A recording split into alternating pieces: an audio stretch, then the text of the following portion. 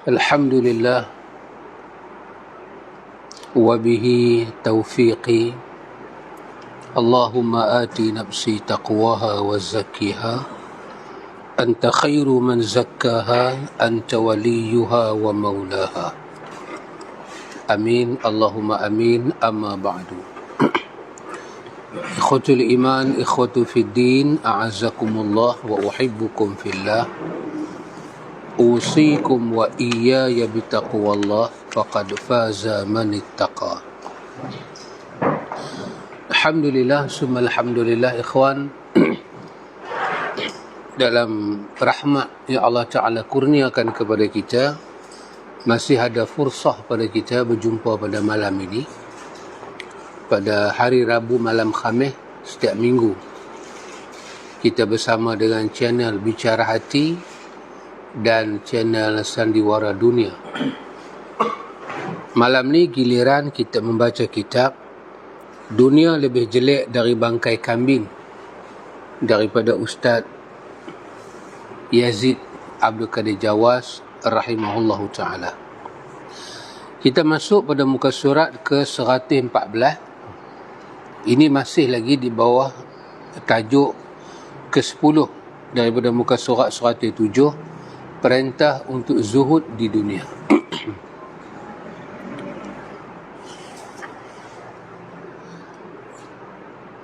Muallif rahimahullahu ta'ala wa nafa'na bi'ulumihi fid daraini. Muallif menyatakan pada kita, zuhud di dunia adalah salah satu cara mendapatkan cinta Allah Ta'ala. Yang dimaksud zuhud di sini ialah zuhud seperti yang dilakukan oleh para sahabat, oleh para ulama salaf. Mereka tidak tamak kepada dunia, tidak cinta pada dunia. Mereka tidak mengharamkan apa yang Allah halalkan. Mereka memiliki harta kekayaan, tapi harta itu di tangan, tidak di hati. Mereka infakkan dan sedekahkan harta tersebut di jalan Allah. Mereka meninggalkan apa-apa yang tidak bermanfaat di akhirat. Pada masa ini, Ustaz Yazid menjelaskan pada kita, dia kata zuhud adalah satu cara untuk kita mendapat cinta Allah. Yang ini kita kena notakan, kita kena ingat. Zuhud adalah salah satu cara untuk mendapat cinta Allah.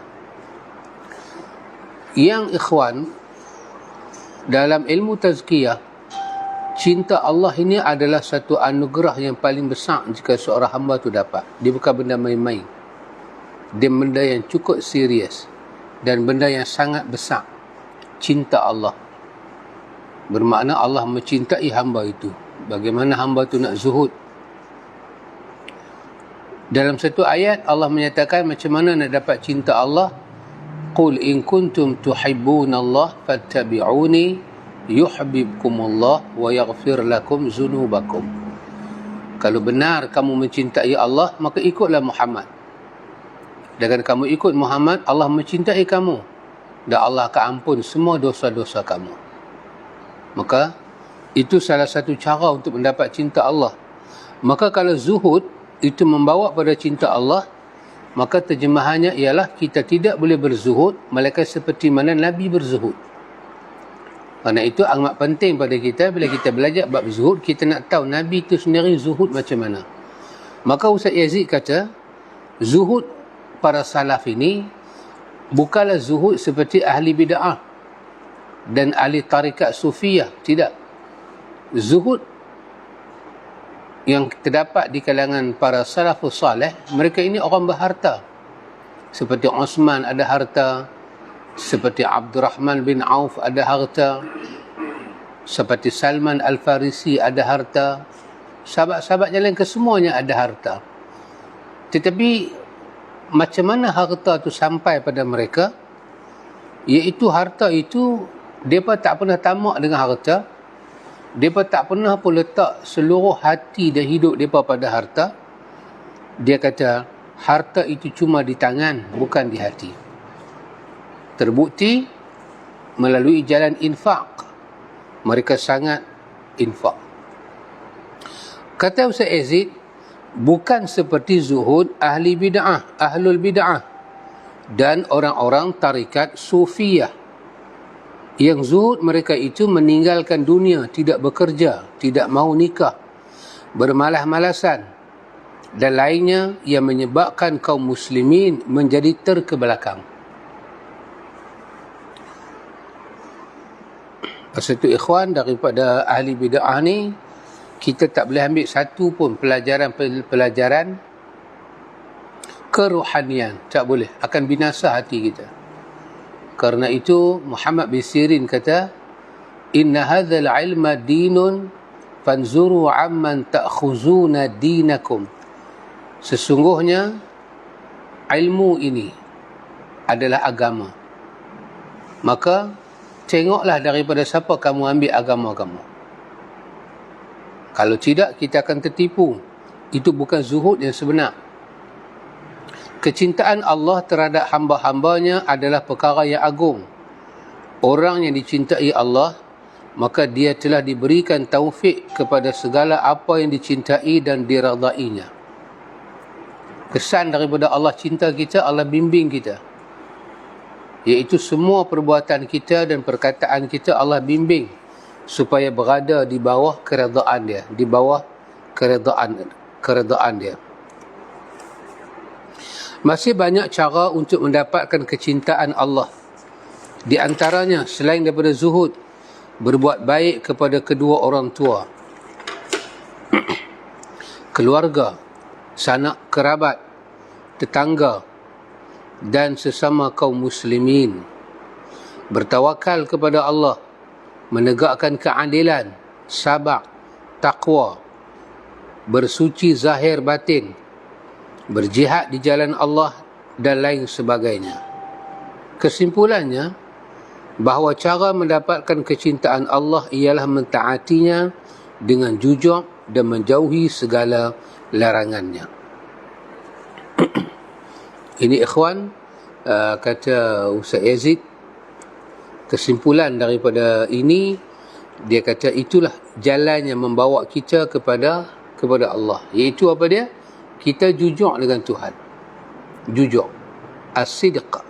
Kita sidik dengan Tuhan. Kita ikhlas, kita jujur. Ada sekali orang bertanya kepada Syekh Sya'rawi Mutawalli, seorang ulama Mesir. Dia ada tafsir Sya'rawi. Orang tanya pada Syekh Sya'rawi, apa makna ikhlas? Apa itu ikhlas? Syekh Sya'rawi Mutawalli, dia sebut, dia kata ikhlas itu ialah bahawa apabila berlaku keseragaman, iaitu keselarasan antara hati dan lidah dan perbuatan. Itulah yang dikatakan ikhlas. Bila kita ikhlas, bila seseorang itu ikhlas, apa itu ikhlas? Iaitu apabila berlaku keseragaman antara isi hati dengan lisan dengan perbuatan. Jadi kalau seorang itu dia kata di hati dia beriman pada Allah, itulah lidah dia, itulah perbuatan dia. Ketika berlaku keseragaman itu, bermakna manusia telah sampai kepada martabat ikhlas. Dan kejujuran. Jujur itu apa? Apabila berlaku keseragaman.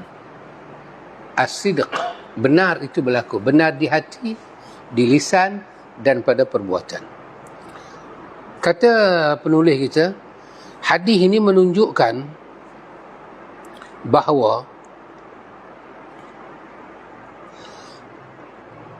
Allah mencintai orang-orang yang zuhud di dunia. Hadis ni hadis yang mana? Hadis ni merujuk pada muka surat 107 tu. Hadis hak mula tu kita baca. Hadis daripada Abil Abbas Sahal bin Sa'id bin Sa'din As-Sa'idi. Hadis tu yang kata Sahabat kata, ya Rasulullah, tunjuklah pada kami amalan yang kalau kami beramal dengan amalan itu, kami dicintai Allah dan dicintai manusia. Maka Nabi kata, zuhudlah pada dunia, kamu dicintai Allah. Dan zuhudlah pada apa yang ada pada tangan manusia, kamu dicintai manusia. Ustaz Aziz kata, hadis ini, hadis muka surat depan tu, menunjukkan bahawa Allah mencintai orang-orang yang zuhud di dunia. Allah Ta'ala mencela orang-orang yang mencintai dunia dan mengutamakannya daripada akhirat. Allah Ta'ala mencela orang yang mencintai dunia. Itu adalah lawan pada sifat zuhud. Dia sayang, dia jadi tak boleh berpisah dengan habuan-habuan dunia. Seperti yang Allah Ta'ala firmankan, kalla bal tuhibbuna al-ajilah wa tadharuna al-akhirah. Allah kata tidak. Bahkan kamu mencintai kehidupan dunia dan mengabaikan kehidupan akhirat. Tengok dalam perkataannya Allah Ta'ala menggunakan kalimah bal tuhibbuna al-ajilah. Itu bahasa dia. Pada bahagian kedua, wa tazaruna al-akhirah. Untuk akhirat Allah Ta'ala gunakan perkataan wa tazaruna. Wa tazaruna maksud dia abai, meninggalkan, buat ambil tak peduli, ambil tak kisah, buat tak tahu ya. Tapi tuhibbuna sangat mencintai sampai tak mau berpisah langsung al-ajilah, dengan dunia yang cepat ini. Kita nak dalam dunia ni semua dapat segera ajilah. Dengan dunia ini habuan dia kita nak ajilah, Tuhan bayar cash, dan itu menjadi sesuatu yang kita sukai. Allah kata wa tazaruna al-akhirah. Tapi dalam soal akhirat nampaknya kamu tak ambil peduli. Kamu biar dia berlalu begitu sahaja. Jika Allah Subhanahu wa Ta'ala mencela orang-orang yang mencintai dunia, maka itu menunjukkan bahawa Allah Subhanahu wa Ta'ala memuji orang-orang yang tidak mencintai dunia, menolaknya dan meninggalnya. Tidak mencintai dunia, dia merujuk balik pada apa yang awal tadi Ustaz Aziz sebut, bagaimana para salaf, bagaimana para salafus salih dia zuhud dengan dunia. Dia balik ke situ. Dunia tidak berada di hati, tapi dia guna di tangan dia. Harta, kekayaan, kesenangan, semua dia guna di tangan dia. Jadi Allah Ta'ala memujilah orang ni. Allah sayanglah pada orang ni. Adapun orang yang tangkap muat dunia ni buh dalam hati, apa akan jadi pada dia? Dia akan jadi tazarunal akhirah. Dia akan mengabaikan akhirat. Dia akan buat tak tahu ya. Dia akan biar berlalu lagu tu sahaja. Maka Allah tak sukalah pada dia. Wa tazarunal akhirah. Dia biar berlalu sahaja akhirat lagu tu. Sedangkan akhirat itu lebih baik dan lebih kekal dari dunia. Maka tindakan dia layan akhirat lagu tu, Allah marah ke dia, Allah tak suka ke dia. Tindakan dia sanjung sangat dunia, bagi keutamaan, Allah benci. Dalam hadis Rasulullah SAW memerintahkan untuk zuhud terhadap apa sahaja yang ada di tangan manusia. Iaitu hadis yang awal tadi itu. Zuhud seperti ini membuat orang dicintai manusia. Bila kita tengok apa yang ada pada tangan manusia, kita tak terlihat. Menyebabkan orang suka kita. Menyebabkan orang sayang dengan kita. Rasulullah SAW bersabda, Atani Jibrilu faqala ya Muhammad ish ma syi'ta fa innaka mayitun wa ahbib ma syi'ta fa innaka mufariquh wa'mal ma syi'ta fa innaka majziyun bih wa'lam anna syarafal mu'min qiyamuhu bil-lail wa 'izzahu istighna'uhu 'anil nasi. Nabi kata, malaikat Jibril mendatangiku. Lalu Jibril berkata, wahai Muhammad, hiduplah sekehendakmu, kerana kamu pasti akan mati. Cintailah apa sahaja sekehendakmu, kerana kamu akan berpisah dengannya. Dan beramallah sekehendakmu, kerana kamu akan diberi ganjar balasan. Dan ketahuilah bahawa kemuliaan seorang mukmin dengan melaksanakan salat malam, tahajud, dan kemuliaan harga dirinya ada ketika ia merasa cukup, tidak mengharapkan sesuatu kepada manusia. Ini hadis daripada sahabat Nabi Jabir. Dan hadis ini dikatakan hadis hasan, tetapi dikatakan sahih oleh Al-Hakim dan wafaqahu Az-Zahabi, disepakati kesahihan dia oleh Imam Az-Zahabi. Inilah ikhwan, Ustaz Aziz cuba bawa pandangan kita melihat hadis ini, bahawa penarikan kita, ingatan kita pada zuhud itu membentuk satu jalan, iaitu aish ma syi'ta, iaitu kita boleh hidup macam mana kita nak. Tapi ingat satu benda, fa innaka mayitun, last daripada hidup kita mati. So dengan kita ingat mati, hidup kita itu akan terancang dan tersusun.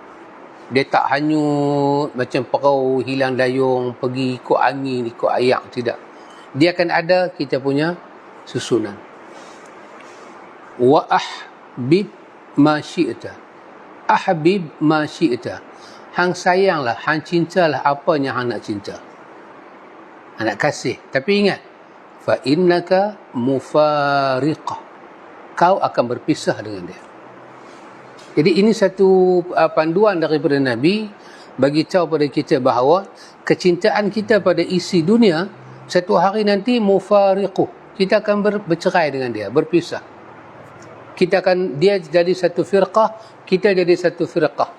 Kita dengan dia dah tak boleh duduk sama dah. Kita akan bercerai dengan dia. Akan berlaku perceraian antara kita dengan dunia ni. Nabi kata wa'amal ma syi'ta, beramallah, buatlah. Nak buat apa dalam dunia, buatlah. Tapi ingat, fa innaka majziyun bih. Semuanya kamu buat ada balasan dia. In syarran fa syarran wa in khairan fa khairan. Kamu buat jahat, balasan dia jahat. Kamu buat baik, kamu terima balik kebaikan. Lepas tu dua rangkap di belakang tu sangat menarik. Nabi kata, tahu tak kemuliaan seorang mukmin tu ada di mana? Iaitu pada sembahyang malam dia. Ketika semua orang tidur, dia bangkit sembahyang malam. Itulah kemuliaan dia. Walaupun 2 rakaat. Itulah kemuliaan dia. Aizzah seorang mukmin, syaraf kemuliaan dia. Lepas tu Nabi kata, tahu tak aizzah mukmin itu? Marwah mukmin itu ada di mana? Ketika Allah bagi pada dia sifat istighna, iaitu dia rasa cukup daripada suatangan minta ke orang. Dia tak pernah ada rasa nak apa-apa nikmat dunia yang Allah bagi ke orang lebih. Kat dia Allah tak bagi lebih, Allah bagi ke orang yang lebih. Dia tak pernah rasa mau pun. Apa saja dia mau, dia minta pada Allah. Sehingga kan kata salaf, kita akan jumpa nanti, salaf kata, walaupun hanya memohon pada Allah, kami minta itu satu jarum. Satu jarum tu, jarum yang nak pakai, yang kata jaraknah itu. Jaraknah itu seorang perempuan yang dia duduk jahit, guna jarum, benang, dia duduk jahit baju. Walaupun jarum itu kami ada, lepas tu jatuh tengah malam cari tak jumpa, kami tak minta orang main tolong cari, kami sembahyang 2 rakaat, kami minta pada Allah, ya Allah, temukanlah dengan jarum yang hilang. Kerana disitulah izzah seorang mukmin. Itulah yang dikatakan zuhud. Seseorang sangat perlu kecintaan orang lain kerana dengannya ia merasa senang dan lapang dada ketika dia hidup di tengah masyarakat yang mencintainya. Sebaliknya, dia merasa sempit jika ia hidup di tengah masyarakat yang membencinya. Akan tetapi, yang perlu diperhatikan dalam mendapat kecintaan manusia ialah harus dengan cara yang benar, adil, yang dibenarkan dalam agama Islam, bukan dengan cara-caranya menyimpang daripada agama Islam. Rasulullah sallallahu alaihi wasallam bersabda, "Man arda an-nas bi sakhatillahi wakalahu Allahu ila an-nasi, wa man askhata an-nas bi ridallahi kafahu Allahu mu'natan nasi." Barang siapa mencari redha manusia dengan murka Allah, maka ia diserahkan oleh Allah kepada manusia. Dan barang siapa membuat marah manusia dengan redha keredaan Allah, maka Allah akan mencukupinya dari pemberian manusia. Ini dalam riwayat Abu Nuaim. Selainnya, hadis ini adalah hadis yang sahih.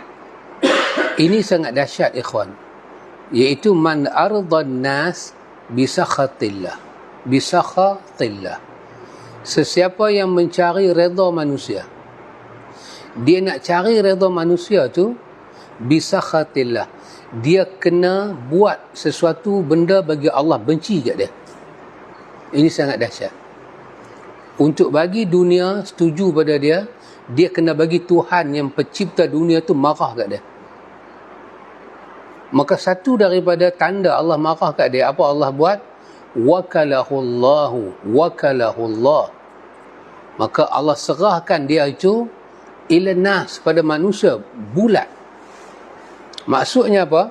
Allah Ta'ala tutup semua hati dia daripada gantung pada Allah. Allah serah dia gantung bulat pada manusia. Apa akan jadi, ikhwan? Keadaan ini sangat dahsyat. Allah cerita dalam Quran, beberapa tempat dalam Quran. Salah satunya surah yang kita duk baca tu, surah Baqarah. Allah kata summun bukmun, Allah kata summun bukmun umyun fahum la yarji'un. Summum bukmum unyun fahum la yarji'un. Bila Allah Ta'ala serah dia bulat pada manusia, serah dia pada dunia, Allah kata dalam ayat lain, walakinnahu akhlada ilal ardi wattaba'a hawahu. Maka dia pun merendahkan diri dia pada dunia dan dia pun menurut seluruh kehendak selera dia. Maka dia sanggup langgak murka Allah. Dia tahu Allah tak suka benda tu, dia tak peduli, dia redah janji, dia mendapat ardan nas, dia mendapat redha manusia. So bila dia dapat redha manusia itu, bukan dia dapat orang senyum saja, dia akan dapat kekayaan orang yang dia nak, pangkat dan macam-macam. Pendek kata, dia tak susah dalam dunia, tapi dia kena buat bagi Allah benci pada dia. Allah pemilik akhirat. Quran kata kedudukan dia itu sebiji macam mana? Sebiji macam tadi, summun. Dia macam mana? Orang mana? Summun, orang yang peka. Bukmun, orang yang tak boleh cakap. Umyun, orang yang buta mata. So orang ni package, dia peka, buta, apa lagi? Tak boleh cakap. Anda bayang satu orang, dia kena 3 sifat ni. Dia nak hidup macam mana sebagai manusia? Dia nak hidup macam mana? Nak cakap tak boleh, nak tengok tak boleh, dengar tak boleh. Orang komunikasi dengan dia tak boleh, dia komunikasi dengan orang tak boleh. Allah kata fahum, mereka ini, kata Allah, la yarji'un, tidak akan kembali pada petunjuk. Sekali mereka buat benda yang Allah benci, semata-mata mereka nak kepada dunia, mereka tak akan kembali dah pada Allah sampai bila-bila. Keadaan mereka macam mana? Hati mereka telah pun Allah pekakkan, mata hati mereka telah pun Allah butakan, telinga hati mereka telah pun Allah tak bagi dengar apa-apa. Semua berkenaan dengan kerohanian mereka Allah tutup. Dan dalam satu ayat lain, Allah Ta'ala kata keadaan mereka ni macam mana? Allah kata summun wa bukmun fi dhulumati. Mereka berada dalam keadaan peka, bisu, dan mereka dalam keadaan kegelapan. Peka, bisu, duduk di tempat yang gelap. Macam mana? Dia peka, dia bisu. Nak menjerit, orang tak dengar. Orang duk cari dia pun dia tak boleh dengar. Buka mata gelap. Hak campur tadi peka, bisu, buta. Duduk dalam gelap. Apa jadi pada dia? Tak ada apa-apa kata Allah. Melainkan may yasha'illahu yudlilhu. Wa may yasha' yaj'alhu ala siratim mustaqim. Hak ni benar-benar kalau Allah nak sahaja dia boleh keluar kepada hidayah. Kalau Allah tak mau, dia akan kekal dalam hidayah dalam kesesatan selama-lamanya. Kenapa? Kerana kecacatan dia itu kecacatan rohani. Pasal itu Allah kata walaqad zara'na li jahannama katsiran minal jinni wal insi. Allah kata kami perosok dalam neraka Jahannam itu ramai manusia dan jin. Lepas tu Allah bagi tahu pasal apa? Depa ada qulub, depa ada hati tapi tak mau faham. Ada telinga tak mau dengar. Ada mata tak mau tengok. Maka samalah depa macam binatang ternak, bahkan Allah kata lebih sesat daripada binatang ternak. Kenapa dia jadi lagu tu ikhwan? Kerana dia mencari redha manusia dengan kebencian Tuhan. Maka Allah serahlah dia pada manusia. Allah tak berinteraksi dah dengan dia. Maka kalau orang sayang pada dia, dia akan seronok. Orang benci pada dia, habis hancur hidup dia. Dia dah tak nampak dah nak kembali pada Allah. Antu bayang dalam keadaan macam tu, tiba-tiba dia mati. Apa jadi kat dia? Dan Allah, Nabi kata, barang siapa yang askhatan nas biridallah, siapa yang sanggup berjumpa dengan kebencian orang demi mencari keredaan Allah, kafahullahu, maka cukuplah Allah Ta'ala itu mu'natan nas. Cukuplah Allah pada dia daripada apa yang orang boleh bagi kat dia. Cukuplah Allah akan sedia segala-gala untuk dia. Al-Hasan Basri rahimahullahu ta'ala berkata, engkau sentiasa menjadi mulia di mata manusia, atau manusia sentiasa memuliakanmu jika engkau tidak mengambil apa yang ada di tangan manusia. Jika engkau mengambil apa yang ada di tangan manusia, mereka meremehkanmu, membenci perkataanmu dan membenci kepadamu. Hasan Basri kata dalam dunia ni macam tu. Bila kita tidak ambil apa-apa daripada orang, orang sayang ke kita. Orang suka. Tapi bila kita start meminta, kita start merayu pada orang, orang tak suka. Itu adalah kehidupan yang ada pada dunia. Dia berbeza dengan Tuhan. Tuhan bila kita minta apa yang ada pada dia, kita merayu apa yang ada pada dia, dia suka kat kita. Bila kita mengambil sikap sampai tak meminta apa ke Tuhan, Tuhan tak suka pada kita. Tuhan suka kita yang memohon, sebab Tuhan itu nak memberi. Dia Al-Wahhab. Dia Tuhan yang dipanggil Jawad. Tuhan yang Jawad, Jawadul Karim. Dia Jawad, dia pemurah. Al-Karim, lagi pemurah. Dia ada pemurah, Maha Pemberi. Al-Wahhab, Jawad, pemurah lagi. Al-Karim, lagi pemurah. Dah dia bagi banyak, dia nak bagi lagi banyak. Maka Allah Ta'ala suka pada hamba yang meminta tak putus-putus. Dia beza dengan manusia. Banyak sekali hadis Nabi SAW yang memerintahkan menahan diri daripada minta-minta kepada manusia dan merasa tidak cukup dan merasa tidak memerlukan mereka. Jadi barang siapa meminta sesuatu yang ada di tangan manusia, maka mereka membencinya dan tidak menyukainya. Kerana harta itu disukai manusia. Kerananya, barang siapa meminta apa yang mereka sukai, maka mereka membencinya. Adapun orang yang zuhud terhadap apa yang ada di tangan manusia dan menahan diri daripada mengharap atau meminta kepada manusia, maka manusia akan mencintainya dan memuliakannya. Kerananya, ia menjadi mulia di atas mereka. Seperti dikatakan orang Arab Badui kepada penduduk Basrah, "Wahai orang yang mulia di desa ini." Penduduk Basrah menjawab, "Al-Hasan." Kata orang Badui, "Siapa orang mulia di desa ini?" Penduduk Basrah menjawab, "Al-Hasan." Orang Badui itu bertanya, "Kenapa dia mulia atas penduduk Basrah?" Penduduk Basrah menjawab, "Manusia memerlukan ilmunya sedang dia tidak memerlukan dunia mereka." Subhanallah. Ini satu kejadian yang benar yang terjadi kepada Al-Hasan Basri.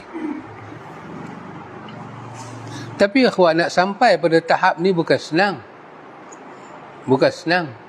Kita nak sampai pada tahap tu bukan senang. Macam mana kita kena bertarung dengan hidup. Sungguh indah perkataan salah seorang generasi salaf ketika mensifatkan dunia dan penghuninya. Kita tengok, selalu kita dengar apa orang tasawuf kata pasal dunia.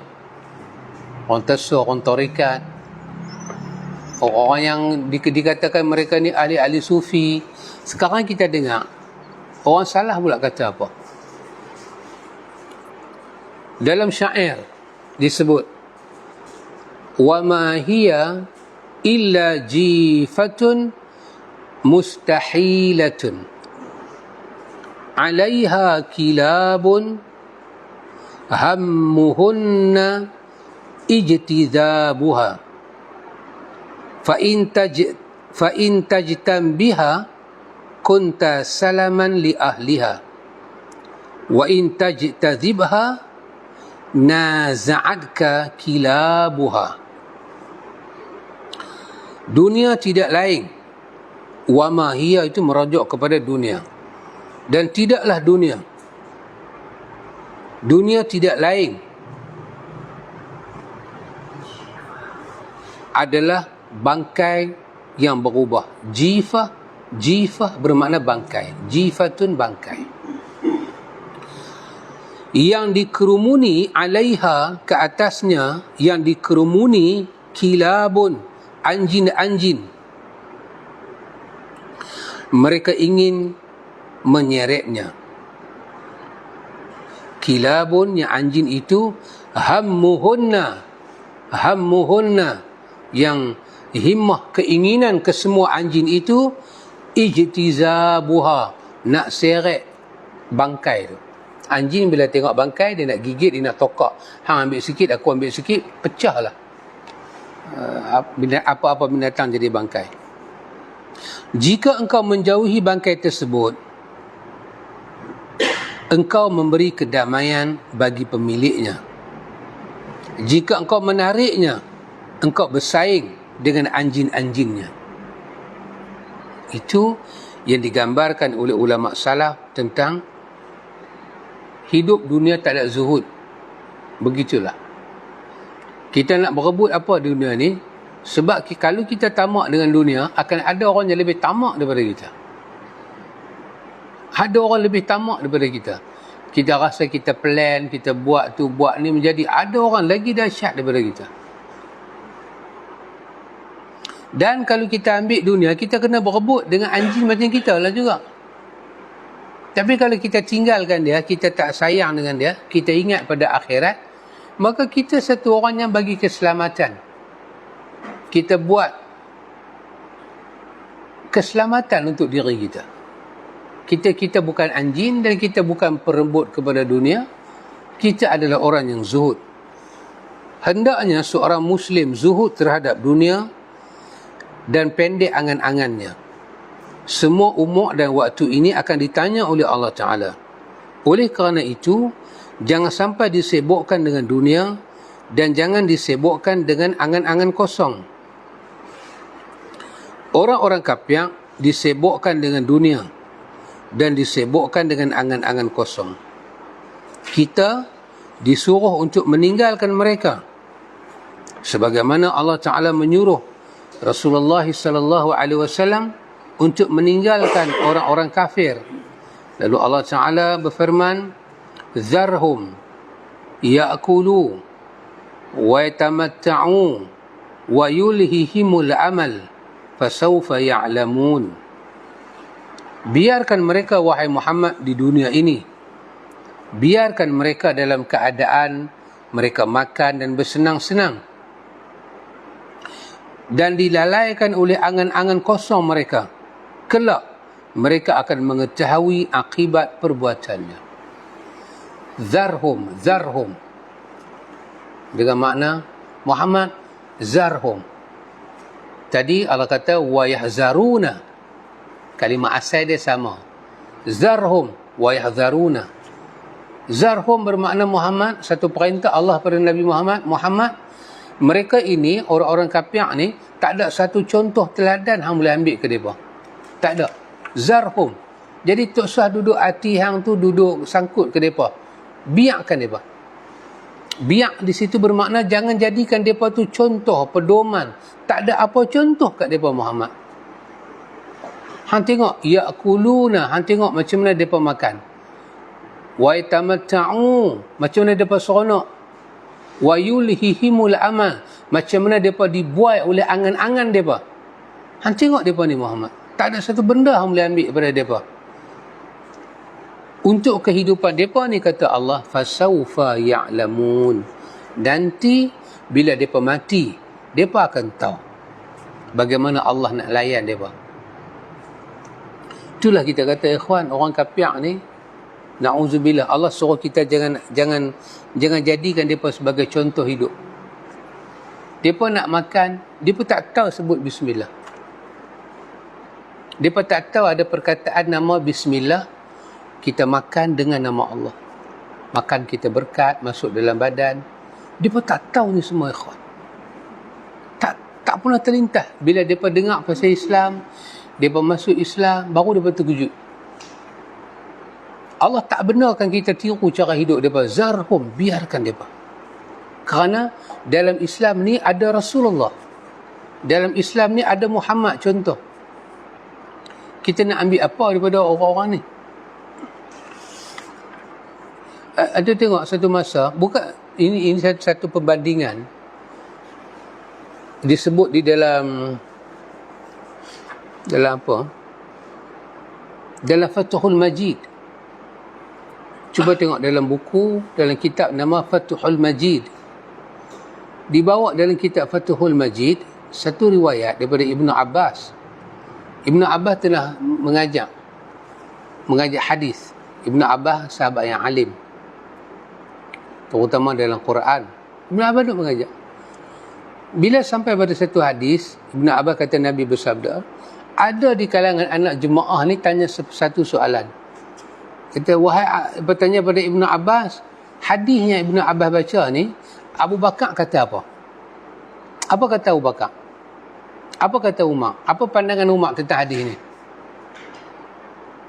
Dalam Fathul Majid cerita, Ibnu Abbas kata, dia kata, qultu lakum, aku kata dekat hampa.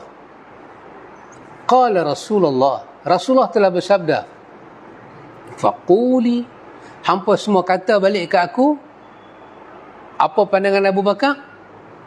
Apa pandangan Umar? Hampa ingat Abu Bakar dan Umar ada pandangan lain kalau dah ada hadis? Maka dia kata, layaklah kamu turun batu daripada langit sebagai tanda azab Tuhan pada kamu. Layaklah kamu dihujani batu daripada langit.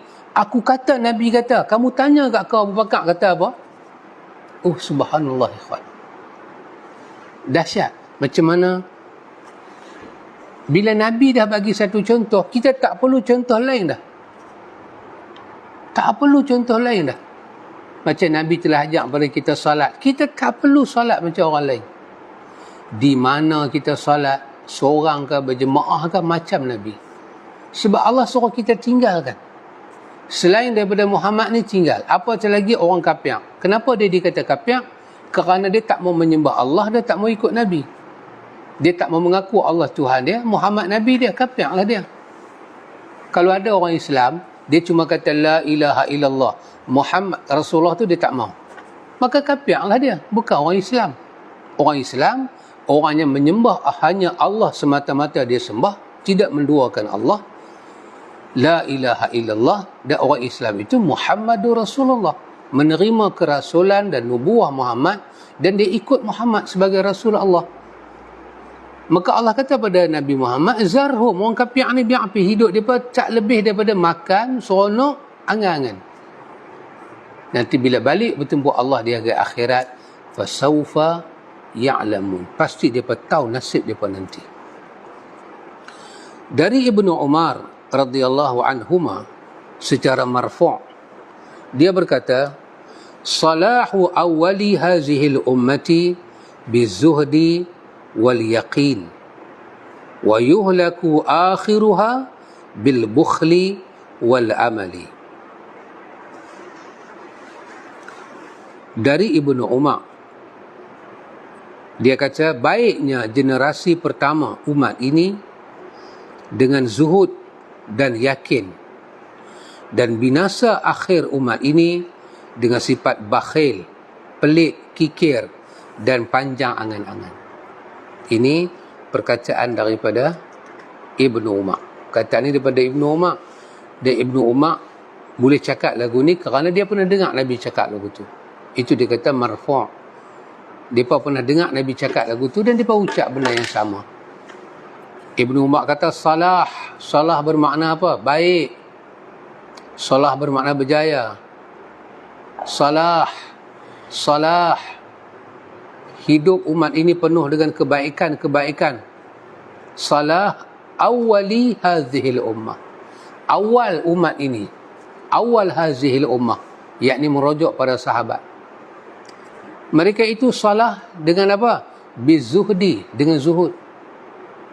Mereka ni jadi salah, jadi baik dengan apa? Bil yaqin, dengan yakin mereka pada Allah dan Rasul. Dan yuhlaku akhiruha, yuhlaku dan binasalah akhiruha, umat lepas daripada tu, umat last sekali, umat akhir ini akan binasa dengan apa? Bil bukhli, dengan kedekut, wal amali, dan dengan amal. Baca dengan alif, amal, bukan dengan amal. Kalau amal, ain, min, lam, jadi amal perbuatan. Ni amal, hamzah, amal. Hamzah ataupun alif hamzah kecil tu di atas, mim lam, amal. Amal bermakna angan-angan, kosong. Tulul amal, panjang angan-angan dia, kosong. Nak masuk syurga tapi tak semayang. Nak selamat siksa kubur tapi tak pernah semayang. Nak masuk syurga tapi tak pernah buat baik pada mak bapak. Itu nama dia tulul amal, panjang angan-angan tapi tak ada amal. Tidak ada amal salih. Amal-amal yang saleh tidak ada. Maka itulah yang menyebabkan umat selepas daripada umat yang dididik oleh Nabi, sahabat, menjadi binasa. Yuhliku akhiruha, binasa umat belakang ni. Kenapa? Bil bukhli wal amal, dengan bakhil dan dengan panjang angan-angan, terlampau sangat angan-angan. Ya kawan, itulah yang penulis jadikan sebagai penutup kepada bab ini, bab yang ke-10. Kemudian penulis menyambung pada bab yang ke-11. Bab yang ke-11, penulis menyatakan Rasulullah sallallahu alaihi wasallam dan para sahabatnya adalah contoh teladan hidup sederhana. Ada tengok, inilah cara perjalanan ilmu sunnah. Bincang macam mana pun, last sekali Nabi tu kita nak tengok macam mana. Oh, dahsyat apa? Itulah sunnah. Kalau sunnah, kita tak bincang pasal Nabi, nak bincang pasal siapa? Kalau kita kata semayang macam sunnah, apa maksud dia? Semayang macam Nabi. Maknanya kita semayang tu kita itibak, kita qudwah, kita uswah, kita contoh, kita jadikan Nabi itu sebagai pedoman, sebagai panduan, kita ikuti dia. Itulah makna sunnah. Kerana sunnah bermakna perjalanan, sirah, perjalanan. Bermakna solat seperti sunnah. Bermakna kita solat macam mana Nabi menjalankan solat dia. Lepas tu Nabi kata semayang macam hampa tengok aku semayang. Daripada takbir sampai bagi salam. Nak bagi sama. Itu pelajaran tu kita duduk belajar hari-hari, kita duduk repair semayang kita. Maka mesti ada bab macam mana kita belajar rukun 13 semayang. Akhir bab tu mesti kena ada satu bab macam mana Muhammad semayang. Nak tengok Muhammad semayang macam mana. Sama tak dengan kita belajar. Dan tujuan kita tengok Nabi semayang tu, tujuannya nak buat sama macam Nabi. Itibak, nak ikut dia. Sebab itibak bermakna Nabi buat, kita buat, Nabi tak buat, kita tak buat dalam bentuk ibadat. Itulah itibak. Kalau Nabi buat, kita tak buat, Nabi tak buat, kita buat, hilanglah makna itibak. Itu bukan itibak. Maka Allah kata fattabi'uni, Muhammad suruh semua mereka ikut hang Muhammad. Bila Allah kata fattabi'uni, Allah tak sebut ni apa. Fattabi'uni, tak ada sambung dah ayat. Malaikat Allah sebut fattabi'uni, natijah yuhibbukumullah wa yaghfir lakum zunubakum. Muhammad, kalau mereka sayang pada Allah, cinta Allah, suruh mereka ikut engkau. Maka ikut engkau apa? Ikut engkau pada semayang kah? Pada puasa, Allah tak sebut. Supaya semua benda kita kena ikut Nabi. Kalau Allah kata fattabi'uni fi salah, mereka ikut engkau Muhammad. Fattabi'uka fi salah, mereka ikut engkau Muhammad pada semayang. Dia akan jadi puasa boleh ikut orang lain pula. Tapi fattabi'uni, semua benda kamu ikut aku. Bermakna tak ada benda hal ibadat ni yang kita boleh tak ikut Nabi. Maka bila kita start berdiri semayang tu, kita kena belajar macam mana Nabi start nak semayang. Sebelum semayang, Nabi ada baca ada apa-apa benda. Dia baca Qul a'udzu birabbin nas ke, Nabi baca a'udzubillah ke, bismillah ke. Kena cek. Baru nak jadi semayang macam Nabi. Nabi takbir. Macam mana Nabi takbir? Riwayat menjelaskan angkat tangan macam mana, tak tangan, pegang tangan, sedekap macam mana. Saat ni Nabi angkat tangan pula nak rokok macam mana, baca apa dalam rokok, bangkit daripada rokok baca apa. Masa takbir tu, Fatihah baca lagu mana, surah baca apa, sampai sujud baca apa, antara dua sujud baca apa, sujud lagi baca apa, tahiyat baca apa, tahiyat awal lagu mana, tahiyat akhir lagu mana, doa simpan tang mana. Sampai kalau ada kesalahan yang Nabi buat dalam salat, lepas tu Nabi jabar, Nabi tutupi macam mana Nabi tampung kesalahan itu, semua ada dalam riwayat. Lepas Nabi salat, zikir apa Nabi baca? Ada zikir Nabi baca lepas salat, ada zikir Nabi baca tidak lepas salat pada waktu-waktu lain. Semua itu bertujuan kita nak buat semayang kita, waktu kita semayang sama dan lepas semayang pun sama. Itulah tujuan kita belajar. Dan itulah nama dia itibak yang ada dalam ayat tadi. Fattabi'uni. Hampa semua kena itibak pada aku. Hampa semua kena ikut aku. Tapi kalau kita tahu satu benda tu Nabi tak buat, tapi kita kata kita nak buat, kita kena fikir balik lah. Kenapa keputusan kita ambil nak buat, sedangkan Muhammad itu orang yang paling suci dan orang yang paling dicintai oleh Allah. Tak ada orang nombor dua. Muhammad orang nombor satu. Lepas Allah angkat Nabi Isa naik ke langit, 600 tahun itu tidak ada Nabi dan Rasul. Lepas itu lahir Nabi Muhammad. Lepas Nabi Muhammad lahir sampai umur dia 40, turun surah Iqra di Gua Hira tu, dia menjadi Nabi. Lepas tu turun pula ayat suruh dia sampaikan fasda' bima tu'mar, dia jadi rasul. Dia diangkat jadi rasul. Maka dia pun menyampaikan risalah Tuhan. Sejak daripada hari itu telah menjadi kewajipan seluruh manusia selepas itu sampai kiamat kena ikut Nabi Muhammad. Nak semayang, nak puasa, nak zikir, nak ratib, nak apa pun wajib ikut Muhammad. Tak kalau benda yang kita buat itu tidak boleh membawa kita kepada cinta Allah. Allah tak akan pandang apa-apa ibadat kita buat untuk Allah kalau kita tak ikut Nabi Muhammad. Maka pasal itu dikatakan ikut sunnah, kembali pada sunnah. Kerana itu, satu-satu amalan bila ada ulama' kata buat, tiba-tiba kita tengok ulama' lain menjelaskan Nabi tak pernah buat, maka kita sanggup tidak mengikut ulama' ni kerana nak ikut Nabi. Itulah hidayah, jalan yang benar. Tapi tak semua orang mau jalan ni. Jalan ni berliku-liku. Kalau dia mudah, dia senang, dia akan mendapat sambutan. Tapi itulah maksud ikut pada Nabi. Sunnah ni ikhwan dapat dikenal. Akhirnya, kita belajar sunnah, kita akan jumpa bab ni. Nabi buat macam mana? Kalau bab puasa, Nabi puasa macam mana? Ni kita baca bab zuhud, maka masuk bab ke sebelah, perlulah beritahu macam mana Nabi dan sahabat zuhud dalam dunia. Maka, dia nak buka lah bab ni untuk bagi kita tengok. Dan bab ni pun kita tengok berkelai-kelai juga muka surat dia. Pun dia akan jadi 2 kelas juga, bukan 1 kelas. Berkelai-kelai. Nak cerita pada kita macam mana Nabi pandang dunia, macam mana Nabi tengok dunia, zuhud. Macam mana boleh keluar hadis tu, bangkai kambing tu. Inilah bab ke-13 Rasulullah SAW dan para sahabatnya adalah contoh teladan hidup sederhana. Sangat hidup yang sederhana. Okay, Sam, time dah? Okay, insyaAllah hak baki ni kita sambung pada masa yang akan datang. Wallahu ta'ala a'lam. Subhanakallahumma wa bihamdika asyhadu an la ilaha illa anta astaghfiruka wa atubu. Wassallallahu ala Nabi Muhammad walhamdulillahi rabbil alamin.